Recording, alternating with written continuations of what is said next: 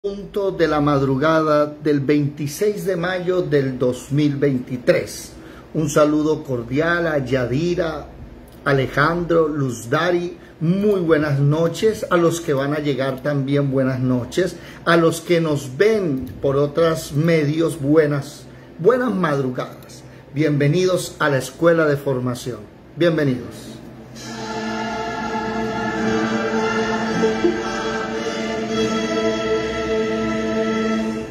Mirad que nadie os engañe. Muchos vendrán en mi nombre diciendo, soy el Cristo, y engañarán a muchos.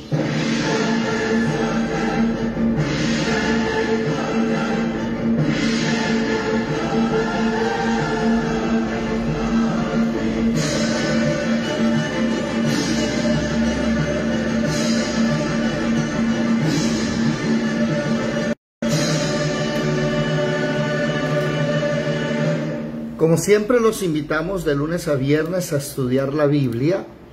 En las mañanas estamos estudiando el Antiguo Testamento, en las noches el Nuevo.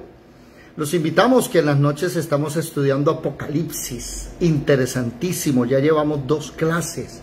Hemos estudiado mucho el marco histórico, marco geográfico, político. Ayer estuvimos hablando de los emperadores, ¿verdad? Buenas noches a Marelvi, buenas noches a Manuel, Yadira, ¿cómo se encuentran? No los he escuchado hoy, no los había saludado, ¿cómo están? Muy bien, gracias, Señor. Buenas madrugadas, porque bendiciones para todos. Gloria al Señor. Muy bien, bueno, estamos estudiando el segundo libro de Samuel, capítulo 9, ya estamos en el capítulo 9. Hemos hecho 2 videos ya, hoy es el video número 3, los que quieran lo pueden ver en David Mencosafra, lo pueden ver, David Mencosafra, bueno, todas mis redes sociales son David Mencosafra, ¿verdad? Pueden enviarme un mensaje si quieren estar aquí, acompañarnos en Google Meet para participar y hacer preguntas. Los videos los pueden ver en Facebook, ahí van en orden. Pero los puede encontrar fácilmente en YouTube, David Mencosafra, el canal. Y ahí puede usted ver un listado de reproducción en orden para que usted pueda tomar una clase, por ejemplo, de la de Apocalipsis, va siendo grabada en orden, ¿ok? Bueno, estamos en el segundo libro de Samuel, capítulo 9. Hemos leído que David tiene un buen sentimiento. ¿Cuál es el sentimiento de David? Primero, tuvo misericordia con el pueblo, con Jerusalén. Manuel, ¿levantaste la mano? Bueno, estamos en el capítulo 10. Ah, ¿verdad? Qué pena, verdad, gracias, muy amable, sí señor. Estamos en el capítulo 10, sí. Llevamos ya 3 videos de este capítulo. Hoy es el tercero. Muchas gracias. Estamos viendo entonces, ¿cierto? Segundo de Samuel 10. Estamos viendo que David primero, al ser rey de Israel, empieza a hacer bien las cosas.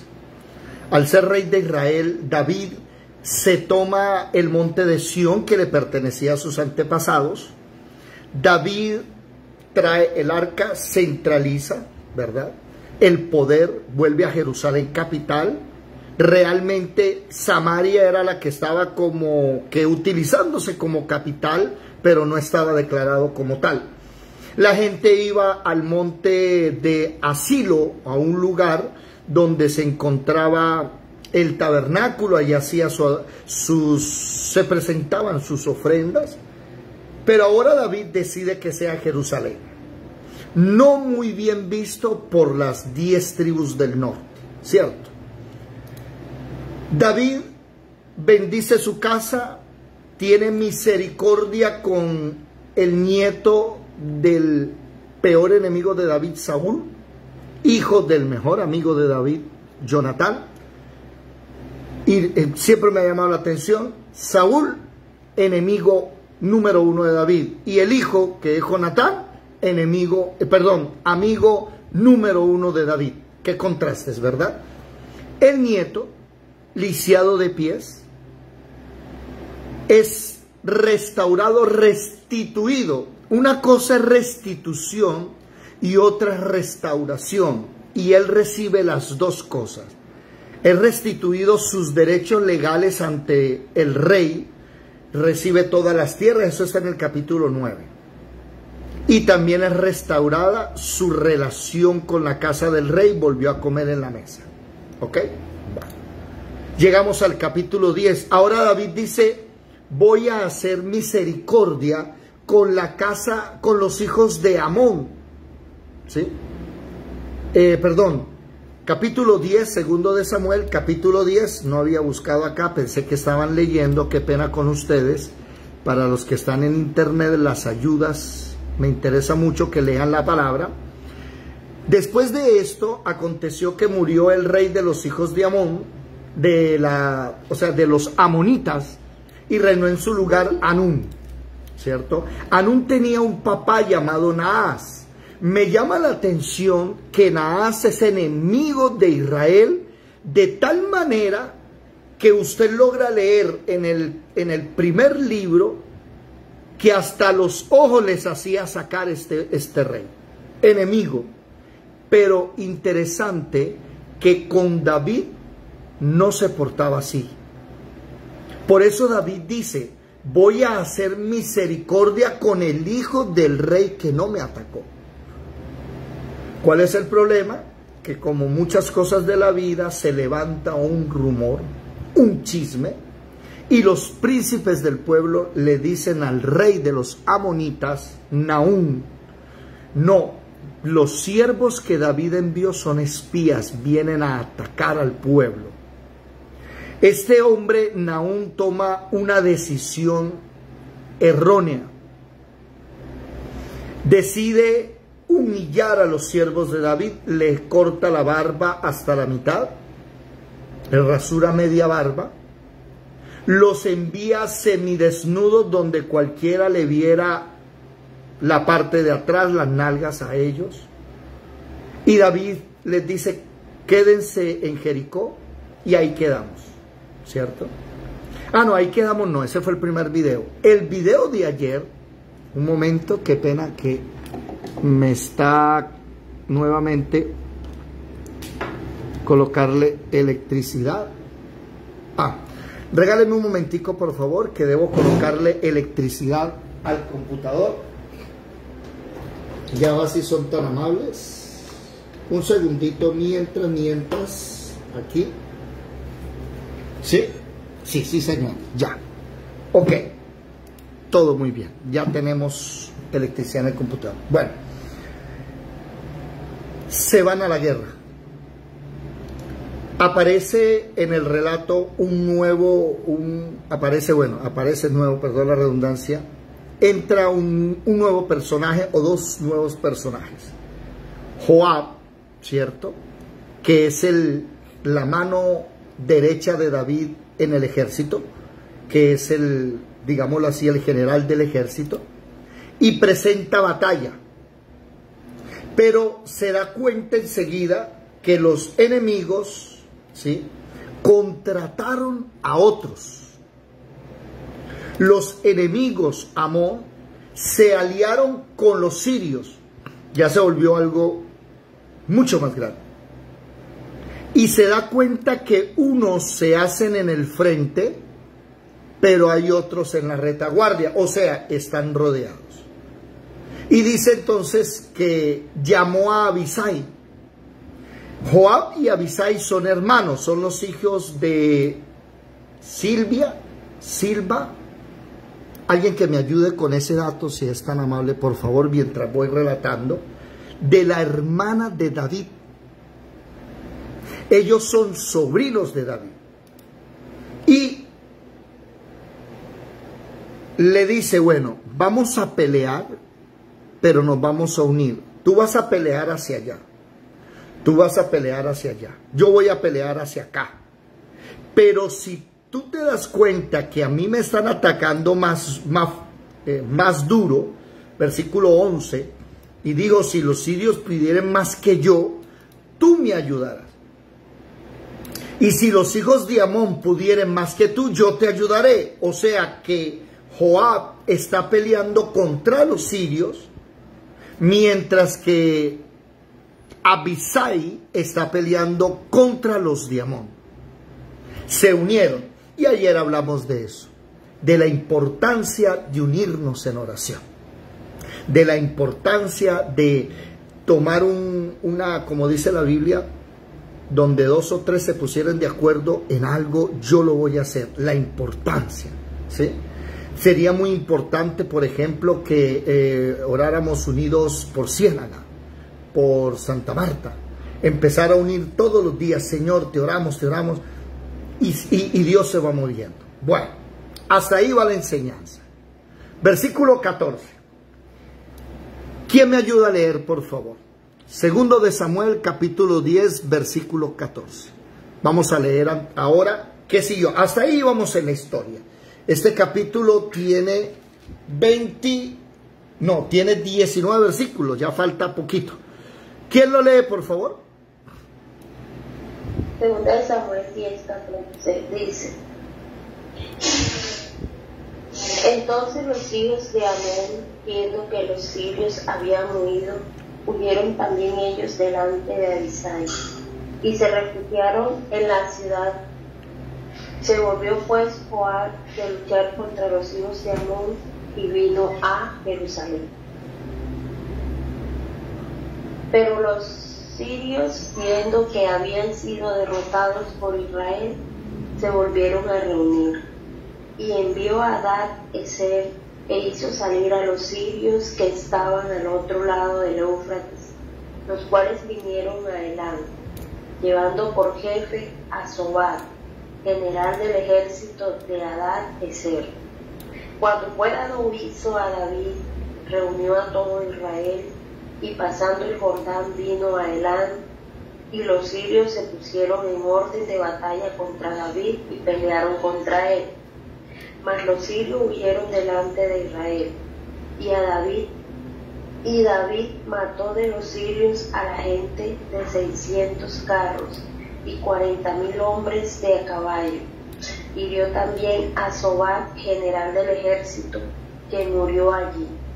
Viendo pues todos los reyes que ayudaban a Hadad-Ezer cómo había sido derrotados delante de Israel, hicieron paz con Israel y le sirvieron.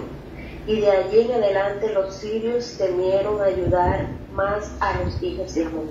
Muy bien. Aquí vamos a notar que Joab, al ver, dice, versículo 14, los hijos de Amón huyen. Los de Amón están peleando con ¿cómo es que es el nombre? Abisai. Yo iba a decir Susai. Abisai. Están peleando con Abisai los de Amón. Los sirios están peleando, los hijos de Amón y los hijos de los sirios están peleando contra Joab y Abisai. Joab está contra los sirios y Abisai está contra los de Amón. Nótese algo que nos quiere enseñar el Señor acá.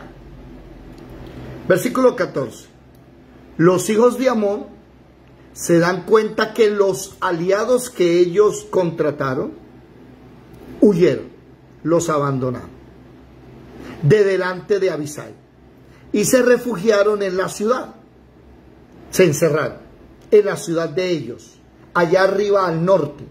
Vamos a buscar un mapa aquí.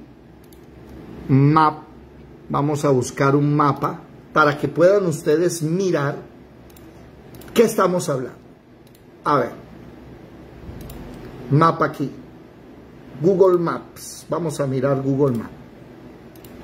Bueno, aquí estamos en Ciénaga, entonces nos tenemos que ir al hemisferio oriental, a Israel. Mírenlo acá. Aquí me llama la atención que los sirios, mire cómo es de grande y mire Israel. Recuerden que Judá queda abajo del Mar Muerto. A la derecha siempre ubicamos a Judá aquí abajo. Ellos huyen hacia su territorio, Damasco, Y los de Amón, que se llama hoy Jordania, no se le olvide ese nombre, Jordania, los de Amón, los moabitas, descendientes de Lot. Ahora, en el versículo 16, habla del río Éufrates, al otro lado del Éufrates. Y me llama la atención que vinieron a Elam. Oído, présteme atención. El río Éufrates queda aquí en la mitad de Irak. Si ven esta población que hoy se llama Irak, déjenme mostrarle aquí otro mapa un poquito más cercano. A ver, ¿dónde está? Aquí. Miren este mapa. Israel, Siria queda aquí en el norte, pero mire el río Éufrates que pasa por la mitad de Irak, o sea que ellos pasaron Irak y se fueron hacia este lado. Recuerde siempre el Golfo Pérsico, recuerde el Mar Rojo y el Mar Mediterráneo. Esta zona se llama la Media Luna Fértil. Ellos están peleando en este lado y la guerra arrecia hasta tal punto que los sirios se van hacia sus ciudades. ¿Sí? Pero los amonitas huyen de este lugar y se van hacia el río Éufrates. Pasan el río Éufrates y llegan a Elam. Miremos ahora este mapa. Pasan hacia Irak, siguen Irak y llegan ¿a dónde? A Irán. Oído. Importantísimo, importantísimo que nosotros sepamos que cuando hablemos de Elam, está hablando de el país que hoy se conoce como lo es Irán. ¿Ok? Irán. Lo que sucede, estamos hablando del año 1000, ¿qué? No, año 1000 antes de Jesús. David, aproximadamente año 1000 antes de Jesús. Oído. En esa época no existen repúblicas. En esa época lo que existen son familias y tribus. Entonces los edomitas que están peleando contra Israel son los descendientes de los hijos de uno de los hijos, descendientes de los hijos de Lot, del incesto de las hijas de Lot con Lot. Esos que nacieron son Amón, los amonitas, y Moab, los moabitas. No existen países. Israel todavía no es un país. Israel es 12 tribus que están unidas trabajando. Pero cuando habla del Éufrates, ya me es especial porque el Éufrates atraviesa Irak. La palabra Irak no existe todavía. La palabra Irán tampoco existe todavía. ¿Qué existe? Los elamitas. Los elamitas son una familia muy famosa a nivel mundial, no la familia, sino el pueblo que viene después de la familia. De ahí, oído, de este sector, miremos este mapa por favor, que hay que tenerlo pendiente. No, miremos el mapa actual de Google. Hay que tener pendiente este mapa. Mire para acá. Cuando Abraham tiene hijos, Abraham tiene a Isaac con Sara su mujer y ellos son Israel. Jacob, el hijo de Isaac, es Israel. Pero Abraham tiene una concubina que es de Egipto y con esa concubina tuvo a Ismael, que son hoy día los árabes. ¿Me hago comprender? Esa unión de los árabes de Irán, Irak, Siria, Turquía, Líbano, Jordania, Cairo, son los que hasta el día de hoy atacan a Israel. Son primos. No se les olvide eso.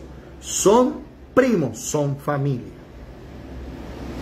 También debemos mirar que esta población de Irak, Irán y Turquía, Siria, no los países todavía, no, sino las familias, son los que formaron los medopersas. Los medopersas son iraníes, oído, iraníes. Por eso me llama mucho la atención al ver estos pasajes que 700 años, 500 años después se levantan imperios como el medo-persa. Los medo-persas, que los vamos a estudiar mucho en Apocalipsis, que son representados como un oso, que tiene en Daniel también, que tiene un lugar más alto que otro, un hombro más alto que otro. Esos medo-persas son importantes porque ellos son los que le van a dar la liberación a Israel para que se regresen los judíos a su tierra prometida después de 70 años, donde Nabucodonosor, rey de ¿qué?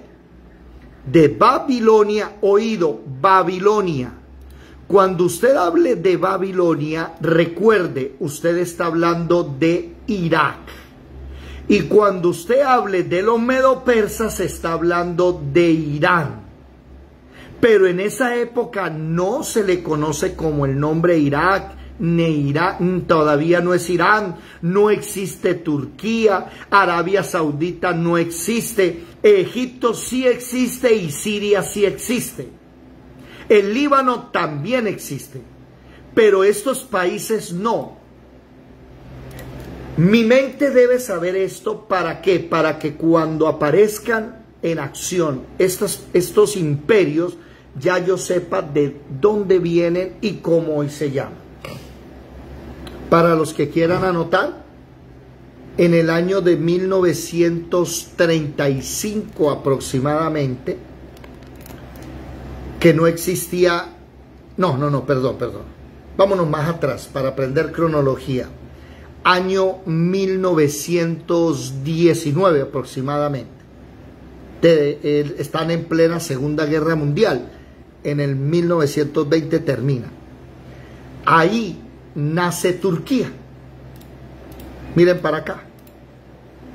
Esta población llamada Turquía, importantísima en la Biblia, porque en Turquía quedan las 7 iglesias del Apocalipsis. Mira aquí, por ejemplo, Esmirna, que es la segunda iglesia, ¿sí?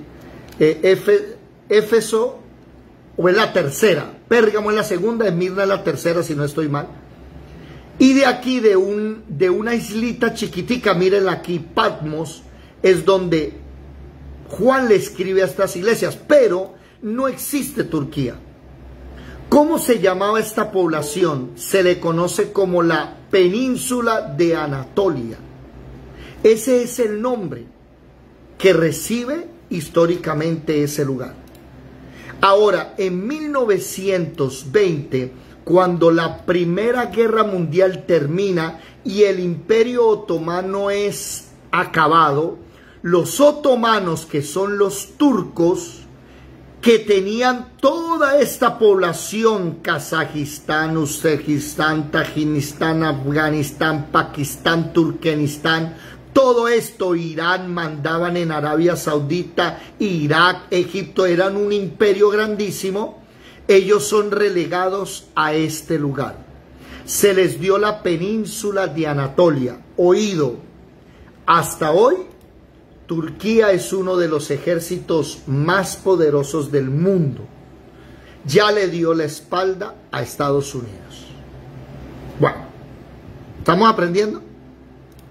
Año 1920 aproximadamente, aparece Turquía.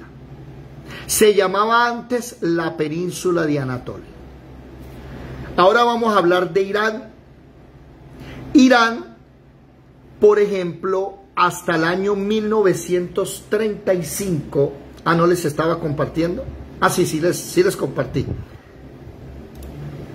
Hasta el año de 1935, Irán no se llamaba Irán. Viene a llamarse Irán después. ¿Por qué? Acontece que cuando termina la Primera Guerra Mundial, los ingleses son los que dominan todo el Medio Oriente, Inglaterra. Y se le llama el Imperio de Inglaterra. No sé por qué recibe el nombre imperio, porque no duró mucho tiempo. Edelmira, micrófono. Edelmira. Ya, listo. Termina la Primera Guerra Mundial. El Imperio Británico comienza a gobernar. El Imperio Otomano cayó. A ellos los que quedaron los dejaron en Turquía. Y ahora se llama Turquía. Listo. Sigue el Imperio Británico.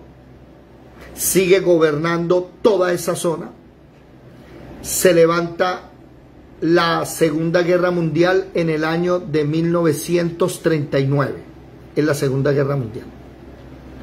Antes de la Segunda Guerra Mundial, antes, unos 5 años, 1935 aproximadamente, los estadounidenses, aliados de Inglaterra, se encuentran metidos dentro de lo que hoy se llama Irán. No se llamaba Irán en 1920, 30, 35.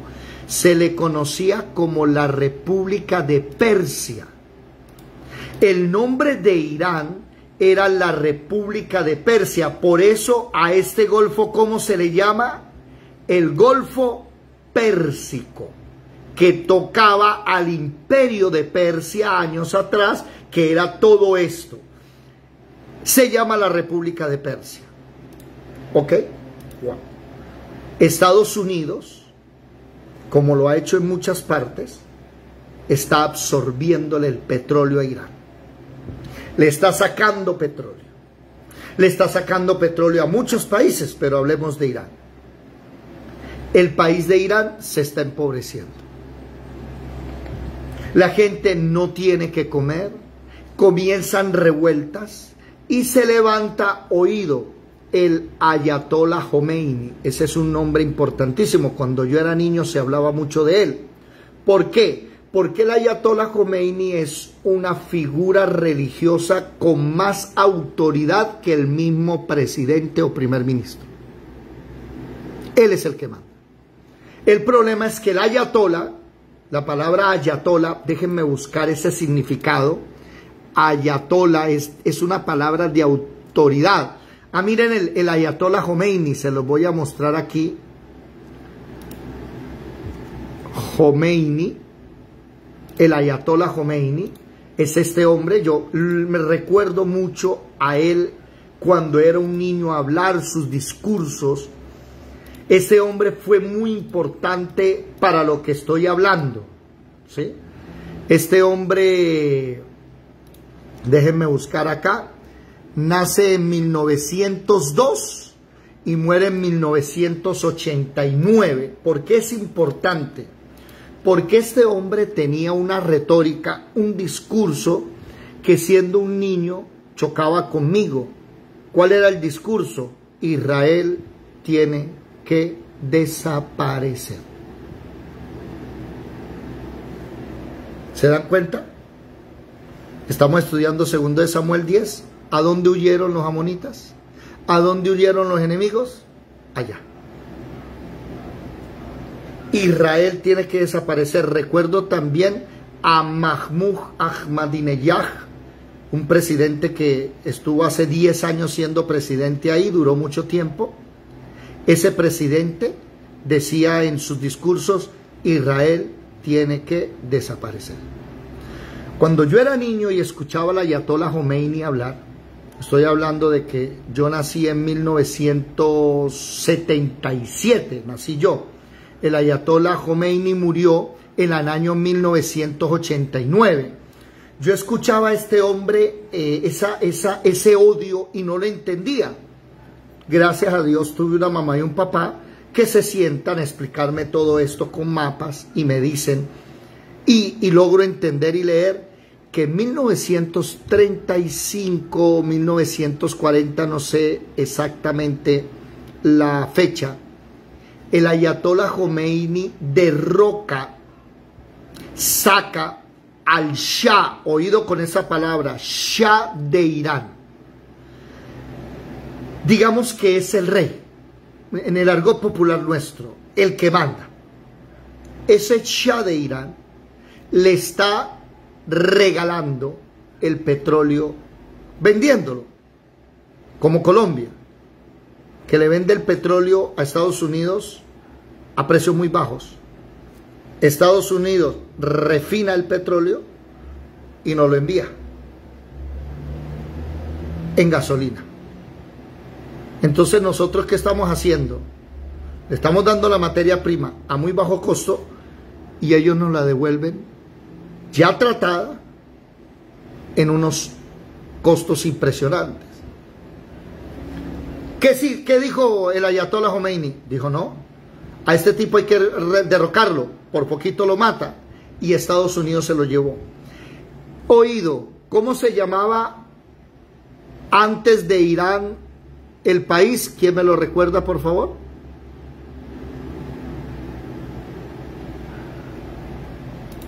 ¿Nada? ¿Anotaron? No era la República o la República Sí, Persia. la República de Persia se llamaba. Y le cambian el nombre a la República de Persia por Irán. Ojo, Irán no tiene el nombre de Irán hace 100 años, no existía el nombre de Irán. En la Biblia yo debo mirar y saber esto, porque me van a hablar de los elamitas, entonces yo sé que hoy los elamitas se llaman Irán. Me van a hablar de Babilonia, yo sé entonces que Babilonia se llama Irak. Aquí les tengo algo, una sorpresa que nos envió una querida hermana, discípula nuestra, desde las tierras de Irak, Irán. Mire lo que me envió. Esta es una moneda, yo se la mostré hace un tiempo. Esta moneda, esta foto fue tomada este año, hace un mes, ¿sí? Habla de Sargón II y la Biblia habla de Sargón. Habla de Nimrod. Sargón habla en Segundo de Reyes y de Nimrod habla en Génesis capítulo 10, ¿sí? República de Irak, mire aquí el mapa, que es el mismo mapa que aparece acá, ¿sí lo ven? Ahí está la República de Irak. ¿Dónde está? ¿Dónde está? Se me perdió. Aquí. Esta moneda es una moneda de conmemoración, se dice, pero me llama la atención que están hablando de Sargón II y de Nimrod. Y eso es importantísimo porque está en la Biblia y existe hoy. Y al tener esas monedas en la mano, ¿sabe qué significa eso? Que la Biblia tiene la razón. Y cuando yo encuentro jóvenes que me dicen, no, la Biblia es un libro de cuento de hadas, entonces yo le digo, venga, le echo un cuento de hadas para que se dé cuenta los imperios, Daniel, Apocalipsis, y quedan diciendo, o sea que es cierto. Claro que es cierto. Y eso trae amor a la palabra. Recordemos las palabras de Hebreos capítulo 5 finalizando. Debiendo ser ya maestros, todavía se les tiene que enseñar los rudimentos. Y tenemos que incentivar a los cristianos a dejar a un lado los rudimentos. ¿Cuáles son los rudimentos? La imposición de manos, el bautismo. Tienen que todavía hablar de la primaria, del kinder. No, ya es hora de que hablemos cositas más fuertes. Ya es hora de que le mostremos a la gente que, por ejemplo, las 4 bestias que aparecen en Daniel capítulo 7 todavía siguen vivas. El próximo miércoles a las 7 de la noche vamos a hablar de eso. Anoche el Señor en la madrugada me estaba diciendo, no, en la madrugada no, casi a las 12, me estaba diciendo que el próximo miércoles vamos a hablar de la perspectiva humana y la perspectiva divina. Que la gente y muchas personas están mirando lo humano, están asustados. El fentanilo, ¿saben qué es? La droga famosa que está matando a Estados Unidos. Ciudades enteras están cayendo donde la gente parece un zombie. Calles enteras de gente como zombie. Eso estaba viendo yo ahorita aquí en la madrugada, ese documental. ¿Sí? Miren aquí. Estaba viendo el documental del fentanilo.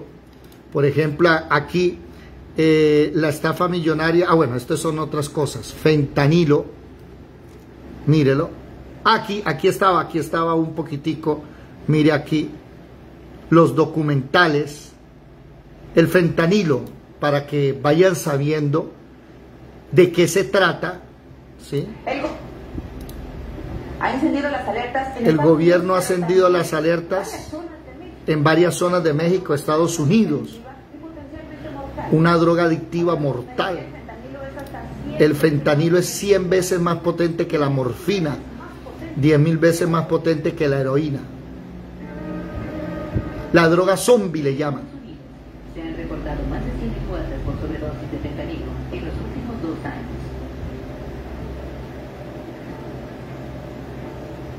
El fentanilo es un opioide sintético derivado de la... Bueno, ahí estamos estudiando, estoy capacitándome en ese tema porque cuando le hablemos de drogas a los chicos, perdónenme lo que les voy a decir, si usted le habla de drogas a los chicos de marihuana y cocaína, usted todavía vive en la era arcaica. Llegaron las drogas inteligentes, llegaron las drogas binaurales, llegaron las drogas auditivas. Y si usted, mi querido hermano, no aprende esto y las iglesias no lo entienden y se le enseñan a los jóvenes, todavía les estamos hablando de la era arcaica.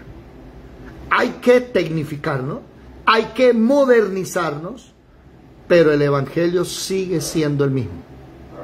Solamente que, mi hermano, usted todavía está cazando con un arpón. A ver, usted está cazando con un arpón. Usted sigue siendo un pastor, un líder de una iglesia que sigue parado esperando ahí a ver qué pase. Y silencio, no diga nada. No, usted todavía parece un indígena del Amazonas que no conocen la electricidad. ¿Cuál es la manera de cazar peces más efectivo? ¿Alguien lo sabe? A ver, los pescadores. La manera más efectiva de cazar peces, perdónenme lo que voy a decir, es ilegal, pero es bíblica. No hablando ya en términos naturales, ¿no? Voy a hablar de términos espirituales. Dinamita. Sí, señora, la dinamita. Y recibiréis dinamita, dunamis, cuando venga el Espíritu Santo. Te coge un cartucho de dinamita, lo tira al agua, ¡pum! Y salen 100 peces así flotando enseguida, muertos. Recoja. Claro, eso no lo apoyamos, ¿no? Pero espiritualmente, aquí hay más de uno que tiene un arpón, dinamita no tiene. No se convierte la familia, no se convierte, no, todavía con arpón. No entiende qué es la dinamita espiritual. Entonces imagínense que mi predicación a la gente sigue siendo la predicación arcaica de hace... No, el evangelio es el mismo, sí, pero la manera en que lo predicamos cambió. Lo predicamos con ciencia, con inteligencia. Cuando le hablamos a la gente de lo que está sucediendo. Por eso, el miércoles próximo voy a hablar eso. La perspectiva humana con la ciencia. Con inteligencia y con dinamita. Sí. Jeremías capítulo 3, versículo 15. Levantaré pastores que enseñen con ciencia y con inteligencia. Y Hechos capítulo 1, versículo 8. Recibirán dinamita. Pero si no leemos la palabra y no estudiamos y no oramos, nunca vamos a recibir dinamita. Si no ayunamos, no vamos a recibir dinamita. Biblia, oración y ayuno. Recuerden los 5 domingos de julio, ¿no? Invitados los que quieran ayunar de 6 de la mañana a 6 de la tarde. Todo el domingo. David, entra a mediodía. Bueno, entre, no importa, entre. Acompáñenos.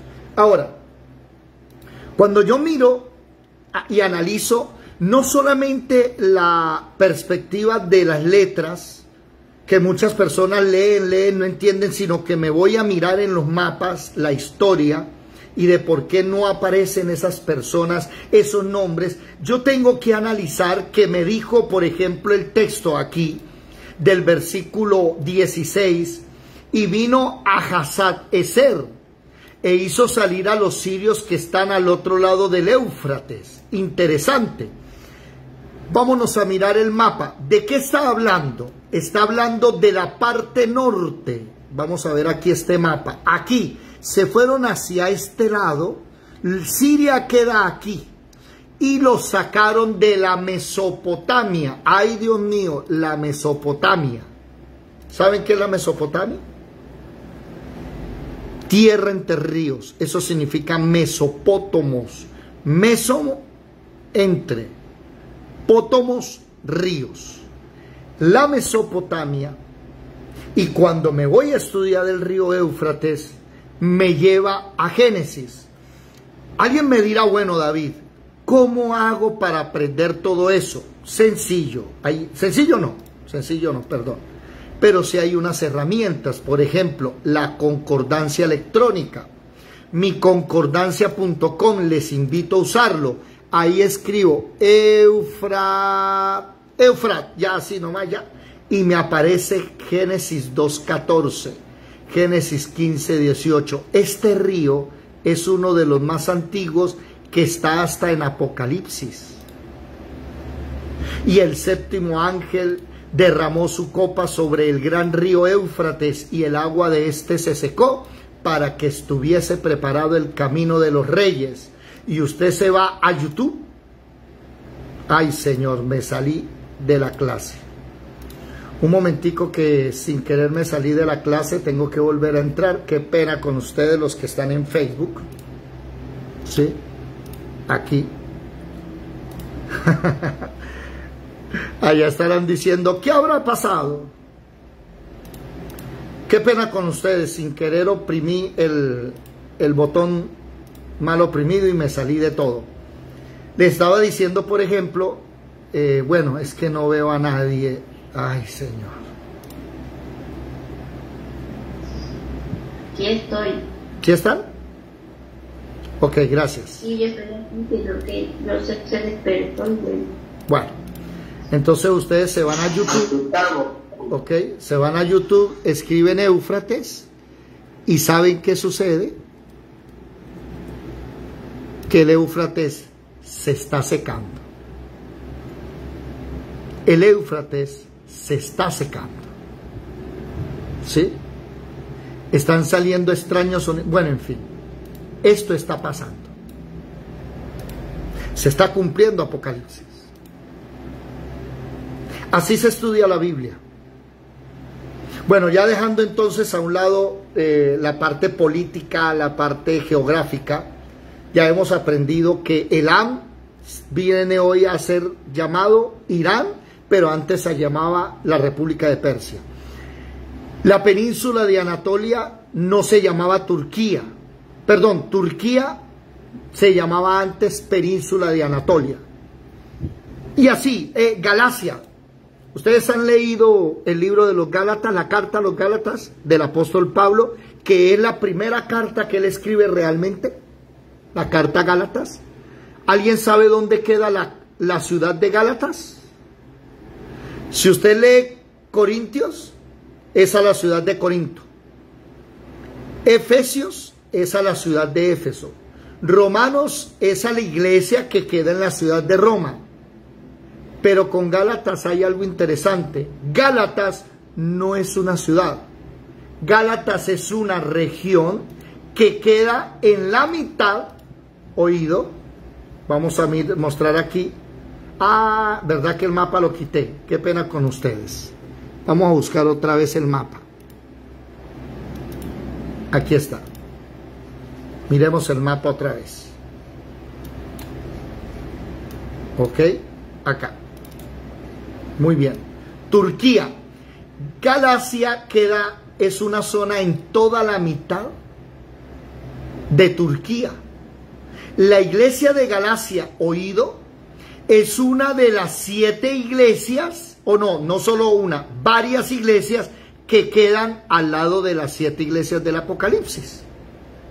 ¿Estamos claros?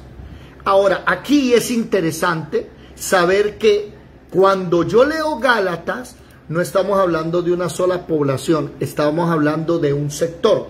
Voy a traer un ejemplo a Colombia. Por ejemplo, los paisas. ¿De dónde son los paisas? ¿Alguien sabe? Los costeños.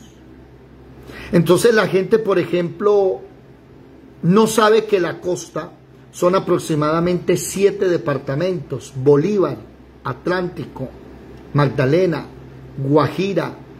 Ay, se me olvidaron los departamentos. Sucre. ¿Qué más? Bueno, en fin, son 7. Y esos son los costeños. ¿Y sabe cuál es el problema? Sucre tiene costa. Hay unos que ni tienen costa, le llaman costeños. Yo debo entender eso. Por ejemplo, los paisas. Que los paisas son de Medellín, de Antioquia. No. También de el Valle.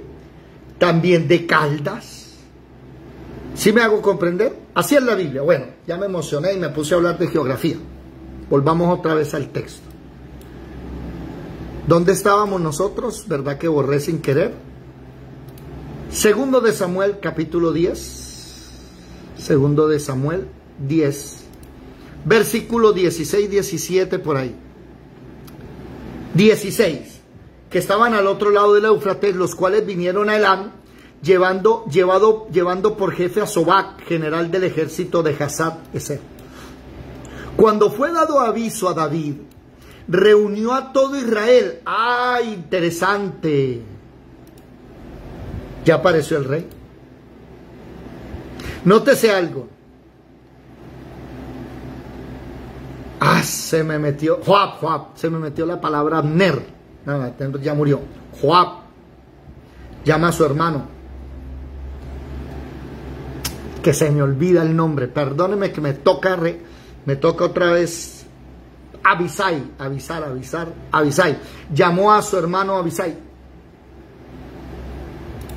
Están peleando. El enemigo huye. ¿Qué hacen? ¿Qué hacen? Los dejan huir. ¿Se dan cuenta? Los dejan huir. No los, ¿cómo se dice? No los extermina.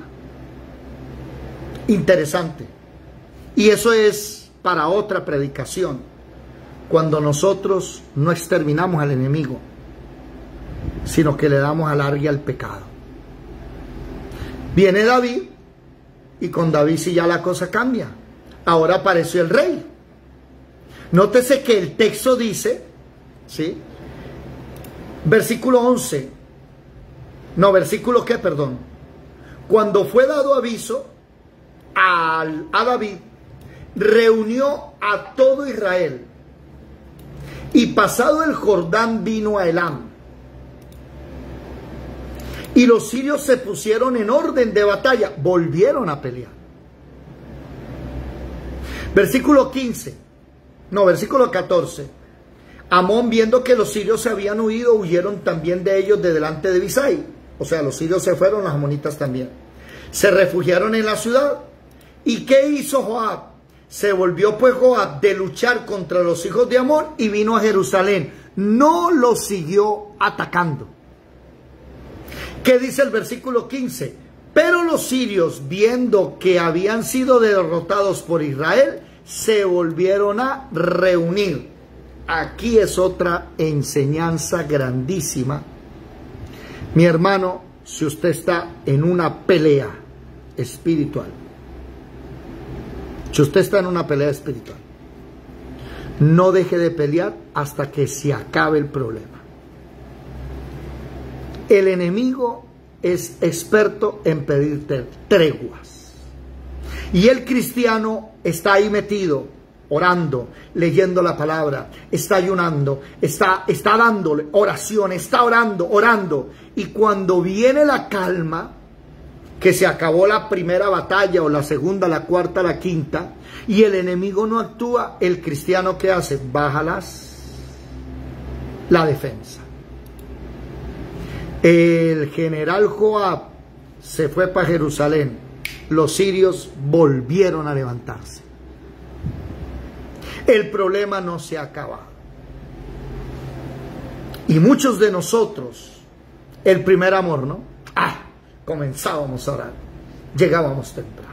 Nos uníamos todos los días. Dele. Claro, como teníamos un problema, que por eso fue que llegaron a la escuela, porque tenían un problema que les estaba pegando el cuello. Entonces el Señor envía la provisión, por ejemplo. Envía el trabajo. Envía la sanidad. Envía la bendición. Y cuando llega la bendición, ya para qué orar. Ya tengo trabajo. Y el trabajo no te deja venir. Como la enfermedad se fue, ¿para qué orar?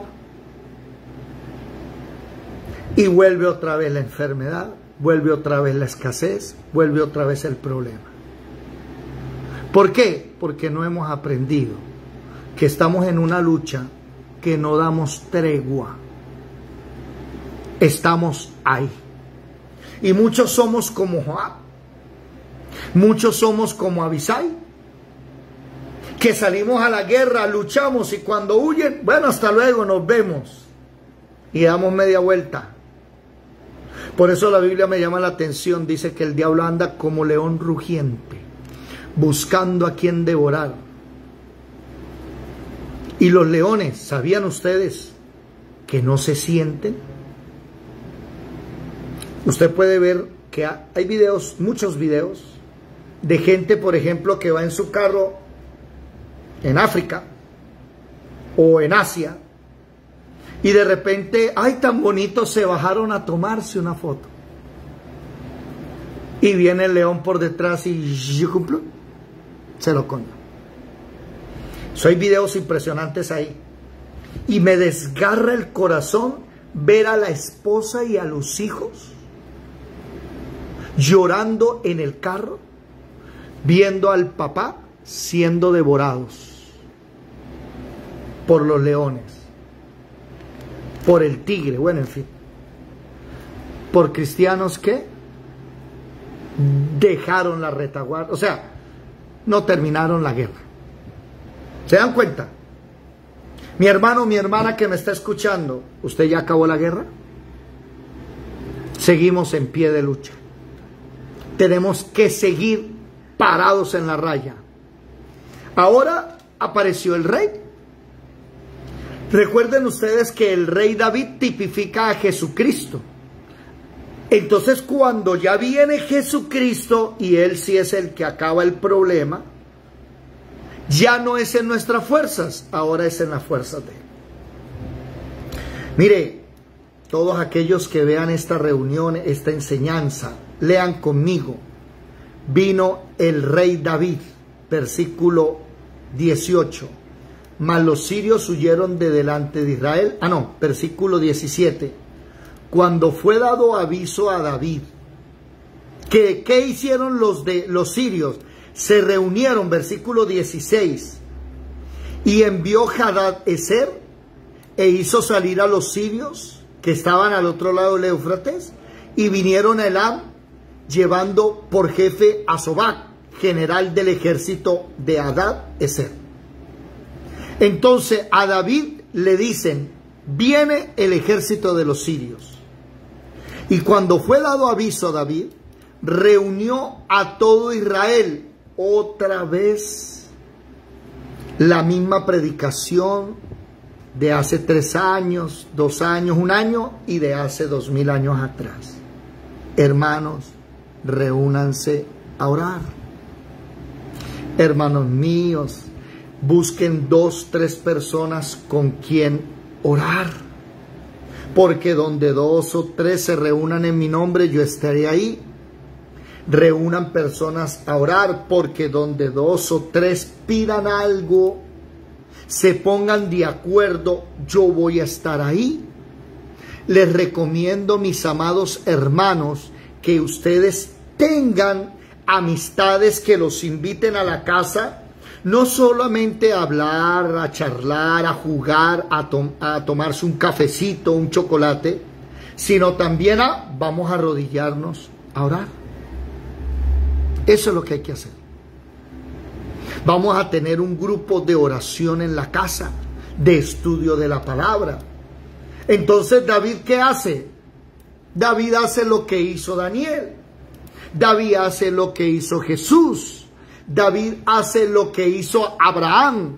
David hace lo que hicieron todos los grandes hombres de Dios. Convocar. Y cuando convoca a Israel y se une todo Israel, vamos a ver un momento arriba. Versículo 7. Cuando David oyó esto, que le cortaron la barba a sus siervos, los dejaron humillados, envió a Joab, ¿con quién? Mire la diferencia. Yo estoy siendo ministrado hoy, créamelo, que el Señor me está hablando muchas cosas desde anoche. Ha habido un error y esto va a cambiar. Cuando uno llama a los valientes. David envió a Joab con los valientes. Pero cuando David llega, él no trae a los valientes. ¿Qué dice la Biblia? Reúne a todo Israel. Y pasando el Jordán, vino Elam. Los sirios se colocan en orden contra David, pelean, y los sirios huyeron de delante. Oído, no dice de David. Me llama la atención eso. Dice de Israel. Interesante. Y David mató a los sirios y a la gente de 700 carros y 40,000. Interesante. 40,000 hombres de a caballo. Hirió también a Sobá, general del ejército, quien murió allí. ¿Quién fue el que le puso orden a todo eso? David. Punto. Se acabó el problema cuando llegó David. Se acaban los problemas cuando es Jesucristo el que pelea. No tú. No yo. Una persona se puso de mal genio. Ay, que te voy a no sé qué, te voy a hacer y te voy. ¿Qué haces tú? La policía. Hablemos con mi familia, con los hermanos. No, vete de rodillas. Deja que pelee el Señor. Porque si el Señor no pelea y eres tú quien pelea, vas a ganar esa batalla, pero no la guerra. ¿Por qué? Porque el enemigo se va a levantar como a fuerza. ¿Verdad o no? Ese es el problema. Ahora David sí acabó con todos los enemigos. ¿Mató a quién? Al general que había enviado el rey, ¿sí? A Sobac. Versículo 19. Viendo pues todos los reyes que ayudaban a Hazael cómo habían sido derrotados de Israel, hicieron paz con Israel y le sirvieron. Y de allí en adelante los sirios temieron ayudar más a los hijos de Amón. No volvieron a ayudarlos. Así se gana una guerra. Se gana una guerra llamando al rey, llamando a Jesucristo a pelear. Los invito a todos para que comiencen a unirse a orar, para que comiencen a unirse a estudiar la palabra. Los invito para que aprendan a orar, para que dejen de estar usando una lanza y empiecen a utilizar dinamita y puedan traer peces, como Jesús le dijo a Pedro: te haré pescador de hombres, y le dio después dinamita para pescar. Dios les bendiga a los que están viéndonos en las redes sociales.